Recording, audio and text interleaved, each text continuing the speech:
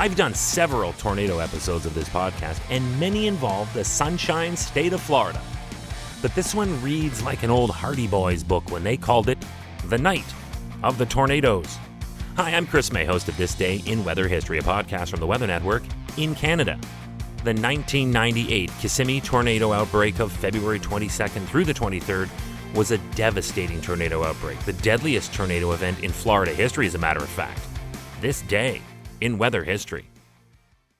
I have been tapped on the shoulder to spend time in Orlando for the Weather Network, filing stories on how amazing the weather is there and that all Canadians need to be there when winter sets in and freezes literally everything. I'm actually forever grateful for that because every time I go, it truly is a great time. I love Orlando. Let me just be on record for saying that. Now, I know that they have Disney World and Universal theme park, but there is just something so neutral about Central Florida that it feels more like home than either the northern or southern parts of the state. I mean, I love the state, but Orlando's just different. Also, tornadoes are not all that common the further you get from the Gulf of Mexico. That traditionally makes a total mess of the panhandle across to Tallahassee in the north, bordering Georgia and South Carolina. This outbreak hit particularly hard in what is known locally as the I-4 corridor of Central Florida, including the greater Orlando area. These tornadoes then went on to be considered among the strongest ever recorded in Florida. What are the odds? There was F3, and in some cases near F4, damage from this outbreak that killed, sadly, 42 people and caused 260 injuries. The previous record for the highest tornado death toll in Florida history was only 17, and that goes back to 1962. So this was not only proving my point that this is unusual for this state, the further you get from the Gulf shores, but it also drives home that this was monumental. In the final tally, 12 tornadoes touched down, one of which was a long hauler, running wild for nearly 30 miles. That's close to 50 kilometers. The first major touchdown, the F3 tornado of the outbreak, came at around 11:40 at night in Winter Garden near Windermere in Orange County. It claimed the lives of 3 souls. The deadliest and most destructive of the 12 tornadoes hit in Kissimmee in St. Cloud, where 25 people died and produced near F4 damage. Only 2 other tornadoes in the history of the state, both rated F4, that was in 1958 and 1966, produced more intense damage. So I say again, this was a rare occasion. Another F3 hit in Seminole County near Sanford and in Volusia County, killing 13. Then, for its finale, the last tornado of the night was a weak, comparatively speaking, F1 that hit the town of Cape Canaveral in Brevard County. Over 3,000 structures were damaged and more than 700 were completely destroyed.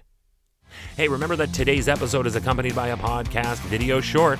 You can watch this 2-minute version of today's story on television on the Weather Network in Canada or online anywhere you are at theweathernetwork.com/weather history.